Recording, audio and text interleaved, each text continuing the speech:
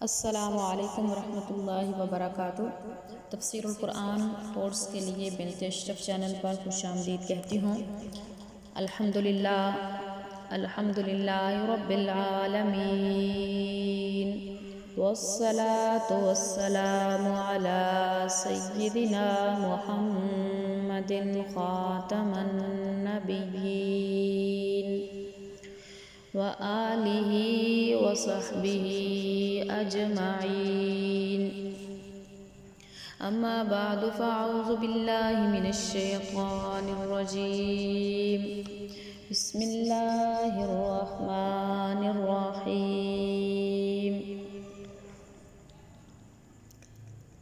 مسئلہ الہ میں آج ہم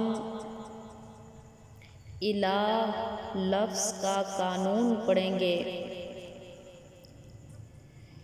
جہاں کہیں قرآن مجید میں الہ کا لفظ آ جائے اور غیر اللہ سے الہ ہونے کی نفی کی جا رہی ہو، وہاں غیر اللہ سے خواہ وہ نبی ہو یا ولی، غائبانہ حاجات میں ما فوق الاسباب متصرف فی الامور ہونے کی نفی کی جائے گی اور علم غیب کی بھی نفی کی جائے گی، لیکن زیادہ تر متصرف فی الامور ہونے کی نفی کی جاتی ہے، کیونکہ اس سے علم غیب کی نفی لازم آتی ہے۔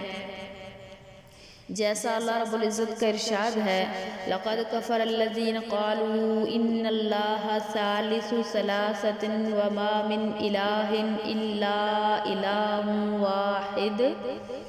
کافر ہوئے وہ جنہوں نے کہا کہ اللہ تینوں میں سے تیسرا ہے اور اللہ کے سوا اور کوئی معبود نہیں، اور جو کچھ کہتے ہیں اگر اس سے نہ رکے تو ان میں سے کفر پر قائم رہنے والوں کے لیے دردناک عذاب ہے۔ اللہ کے آگے توبہ کیوں نہیں کرتے اور اس سے بخشش نہیں مانگتے، اور وہ بخشنے والا رحم کرنے والا ہے۔ مسیح بن مریم تو ایک رسول ہیں، اس سے پہلے کئی رسول گزر چکے، اور اس کی ماں بہت ہی سچی تھی، دونوں کھانا کھاتے تھے۔ دیکھیے ہم ان کے لیے کیسی دلیلیں بیان کرتے ہیں، پھر دیکھیے وہ کہاں الٹے جا رہے ہیں۔ فرما دیجئے کیا تم اللہ کے سوا ان کی عبادت کرتے ہو جو تمہارے نفع و نقصان کے مالک نہیں، اور اللہ ہی ہر شے کو سننے اور جاننے والا ہے۔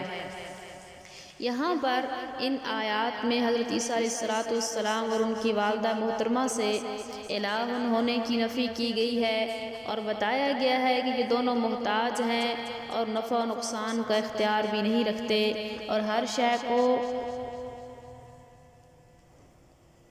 جاننے والے بھی نہیں۔ یہاں بھی مقصد یہ ہے کہ غائبانہ حاجات میں حضرت عیسیٰ علیہ السلام اور ان کی والدہ نافع اور ضار نہیں۔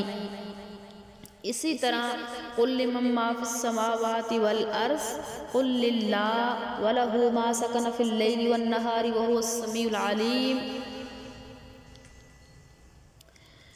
آیت توحید ہے۔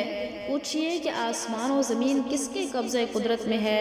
فرما دیجئے کہ اللہ ہی کے قبضہ قدرت میں تو ہے، اسی کے قبضہ قدرت میں ہیں جو رات میں آرام پکڑتے ہیں اور دن میں، اور وہی سننے اور جاننے والا ہے۔ إِن يَمْسَسْكَ اللَّهُ بِضُرٍّ فَلَا كَاشِفَ لَهُ إِلَّا هُوَ وَإِن يَمْسَسْكَ بِخَيْرٍ فَهُوَ عَلَى كُلِّ شَيْءٍ قَدِيرٌ۔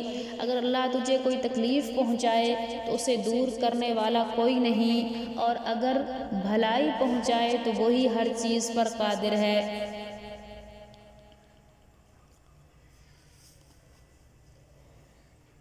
ان آیات سے دلیل بیان کی گئی ہے جس میں دو امور غائبانہ حاجات میں ظاہری اسباب کے علاوہ بیان کیے گئے ہیں۔ متصرف فی الامور اللہ تعالیٰ ہی ہے، ہر شے کا جاننے والا بھی اللہ ہی ہے۔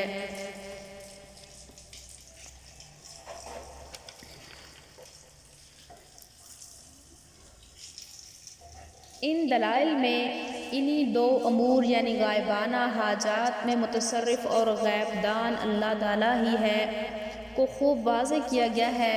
اس آیت میں وَلَوْ الْحُكْمُ سے غائبانہ حاجات میں نفع و نقصان کا حکم مراد ہے، اور ظاہری اسباب کے ماتحت حکم مراد لینے سے بہتر ہے۔ تنزیلا ممن خلق الارض والسماوات العلا، یہ اس ذات کا نازل کردہ ہے جس نے زمین اور بلند آسمانوں کو پیدا کیا۔ جو کچھ زمین و آسمان اور دونوں کے درمیان میں ہے اور جو کچھ زمین کے نیچے ہے سب اللہ ہی کے قبضے میں ہے۔ اگر تو اونچی بات کہے تو وہ پوشیدہ اور بہت مخفی بات کو بھی جانتا ہے، اور اللہ ہی معبود ہے، اس کے سوا کوئی دوسرا نہیں۔